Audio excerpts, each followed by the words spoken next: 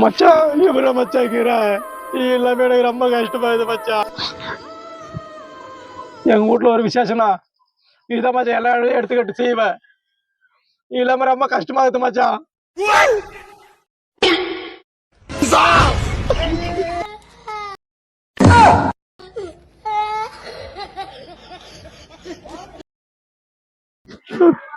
மச்சான்